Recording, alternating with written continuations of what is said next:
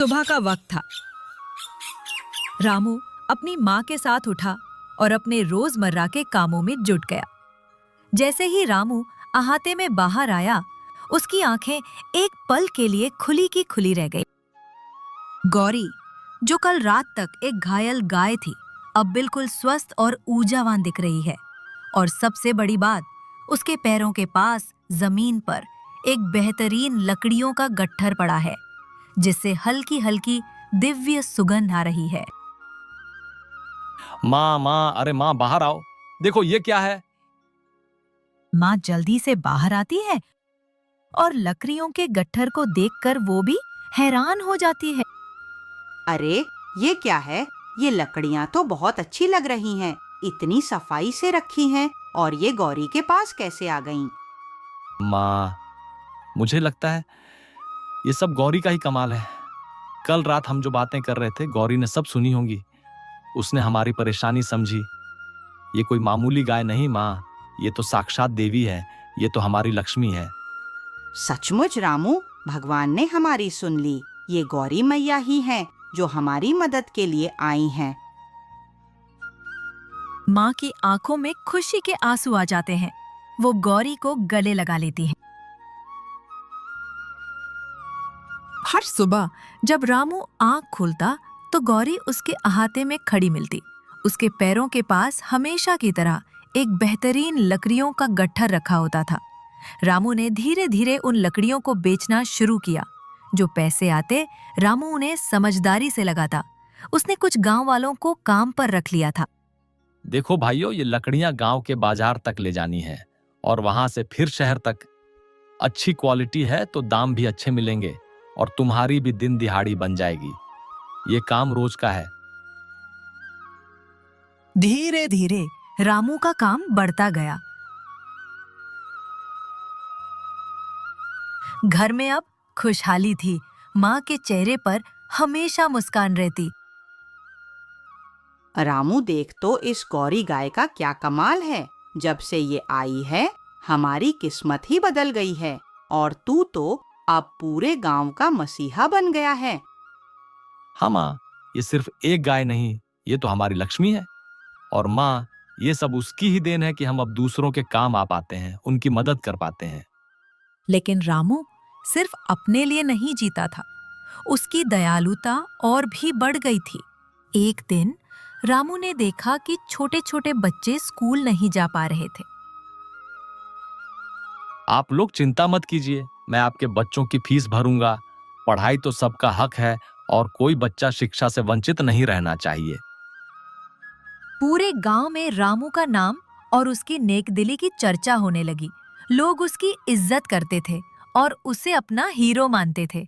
रामू की बढ़ती शोहरत और खुशहाली ने मुखिया के दिल में जलन भर दी। मुखिया अपने चमचों के साथ गांव के चौराहे पर बैठा है। वो रामू के घर की बढ़ती खुशहाली और उसकी गांव में बढ़ती इज्जत देखकर अत्यंत जल रहा है। रामू अचानक इतना अमीर कैसे हो गया? कल तक तो जंगल में धूल फांकता फिरता था और आज उसके पास लकड़ी बेचने के लिए अपने आदमी हैं। उसकी लकड़ी मुझसे भी अच्छी बिकती है और लोग भी सिर्फ उसी की बड़ाई करते हैं। जरूर इसके पीछे कोई गहरा राज है। मालिक, सुना है उसके पास एक चमत्कारी गाय है। गांव वाले कहते हैं वही गाय सारा कमाल कर रही है। कहते हैं वो रोज सुबह अपने आप एक लकड़ी का बड़ा गट्ठर देती है और उसी के दम पर रामू ने कई लोगों की मदद भी की है। चमत्कारी गाय? तो ये बात है। मैं उस गाय को लेकर रहूंगा, फिर देखना मेरी किस्मत कैसे चमकती है। मैं गांव का राजा बन जाऊंगा। किसी भी कीमत पर वो गाय मेरी होगी। ये रामू की इतनी नेकदिली और परोपकार मुझे बिल्कुल पसंद नहीं। ये सब मेरे रास्ते का कांटा है। आधी रात का समय है। रामू और उसकी माँ गहरी नींद में सो रहे हैं। मुखिया अपने दोनों चालाक चमचों के साथ चुपके से रामू के घर में घुसता है। वे सीधे अहाते की ओर बढ़ते हैं जहां गौरी बंधी है। गौरी एक पल के लिए उठकर उन्हें देखती है, पर कोई विरोध नहीं करती। वह चुपचाप उनके साथ चल देती है। मुखिया और चमचे गौरी को लेकर अंधेरे में गायब हो जाते हैं। सूरज की पहली किरणें रामू की झोपड़ी में पड़ती हैं। रामू अपनी नींद से जागता है और उसकी आंखें सीधे उस जगह पर जाती हैं जहां गौरी रोज सुबह खड़ी होती थी। पर आज गौरी वहां नहीं है। रामू एक पल के लिए घबरा जाता है। माँ, गौरी कहाँ है? गौरी, गौरी, वो यहाँ नहीं है। मैंने उसे यहीं बांधा था। अरे कहाँ चली गई मेरी गौरी? मेरा तो दिल बैठा जा रहा है। माँ भी रामू की आवाज सुनकर उठकर बाहर आती हैं। वो भी खाली जगह देखकर सन्न रह जाती हैं। कौन ले गया मेरी गौरी को? किसने हमारी खुशियां छीन ली? हमारी किस्मत ही उजड़ गई रामू। अब क्या होगा? हम कैसे रहेंगे? दोनों की आंखों में एक साथ चिंता और दुख उतर आता है। रामू तुरंत गांव में निकलता है। वो हर घर का दरवाजा खटखटाता है, हर गली में गौरी को ढूंढता है, पर कोई फायदा नहीं। गौरी कहीं नहीं मिलती। रामू बहुत दुखी और निराश हो जाता है। उसकी आंखों में आंसू हैं और दिल में एक गहरा दर्द।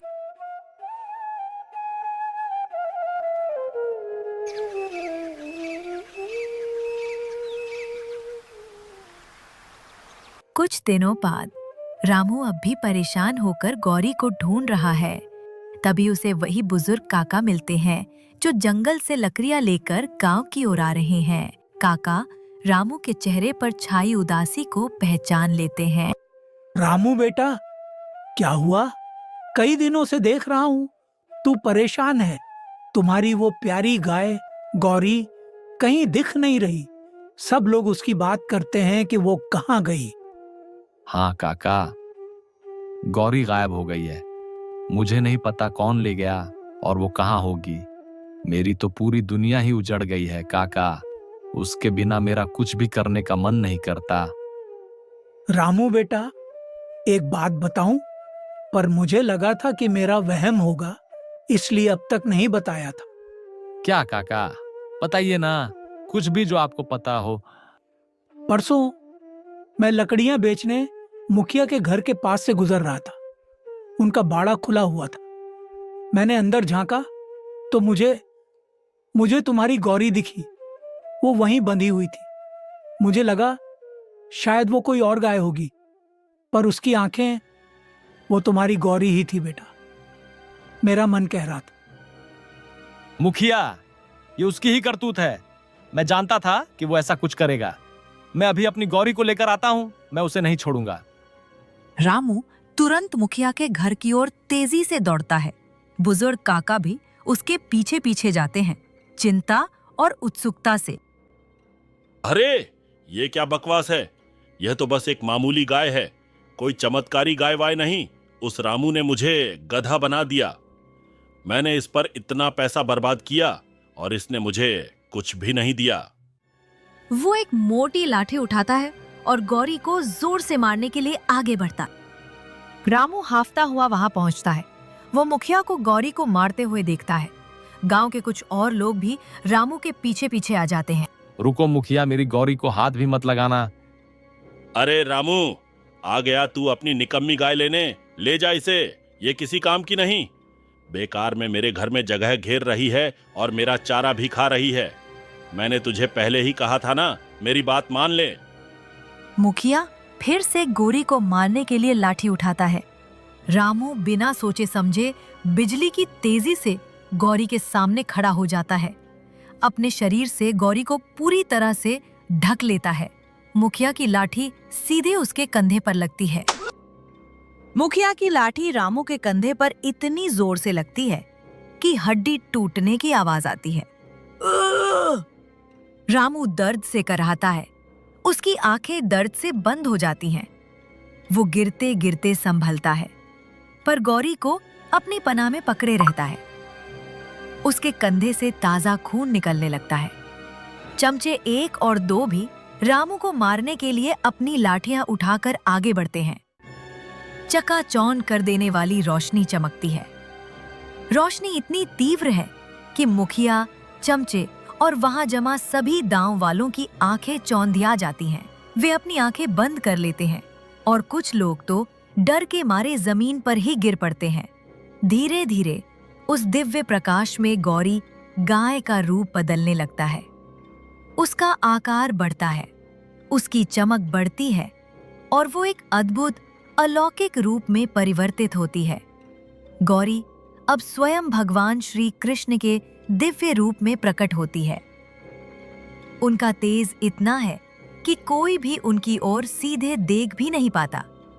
मुखिया और चमचे डर से थर-थर कांपते हैं।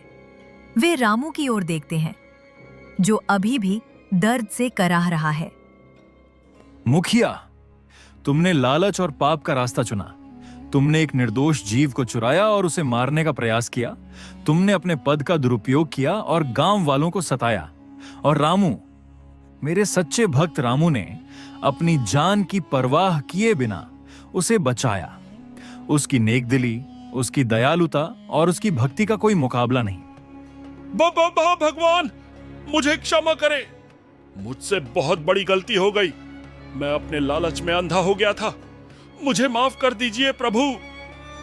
तुमने चोरी की है, अधर्म किया है, पाप किया है। इस अधर्म का तुम्हें दंड भुगतना होगा। तुमने अपने पद का गलत इस्तेमाल किया और दूसरों को सताया। अब तुम वही बनोगे जो तुम अंदर से हो, एक नीच जीव। श्री कृष्ण अपने दाहिने हाथ का इशारा करते हैं। अचानक मुखिया और उसके दोनों चमचे धुएं के एक गुबार में बदल जाते हैं। धुआं हटने पर वहां 3 गधे खड़े होते हैं।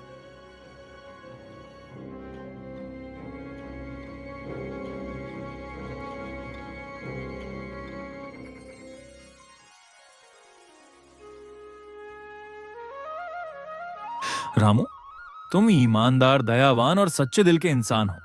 तुमने निस्वार्थ भाव से एक बेजुबान जानवर की मदद की और अपनी जान दांव पर लगाकर उसे बचाया। तुम्हारी भक्ति और नेकदिली से मैं अत्यंत प्रसन्न हूं। आज से तुम्हारा जीवन खुशियों और समृद्धि से भरा होगा। प्रभु, आपका कोटि कोटि धन्यवाद। आपका आशीर्वाद ही मेरे लिए सबसे बड़ा धन है। आपने मेरी और मेरी माँ की सूनी दुनिया में फिर से खुशियां भर दी हैं। मैं आजीवन आपका एहसानमंद रहूंगा। याद रखना रामू, ईमानदारी और दयालुता से बढ़कर कोई धन नहीं। सच्चे मन से किया गया हर नेक काम हमेशा मीठा फल देता है। तुम ऐसे ही परोपकारी बने रहना। श्री कृष्ण अपने दूसरे हाथ का इशारा करते हैं। रामू के घर के पास जमीन से सोने और रत्नों से भरा एक बड़ा घड़ा बाहर आता है, जो सूरज की रोशनी में जगमगा रहा है। धीरे धीरे श्री कृष्ण का दिव्य रूप धुंधला होने लगता है और वे आकाश में विलीन हो जाते हैं। पीछे रह जाते हैं रामू और उसकी माँ, जिनके पास अब अपार धन है, और मुखिया तथा उसके चमचे, जो अब गधे बन चुके हैं, अपनी गलतियों का परिणाम भुगतते हुए।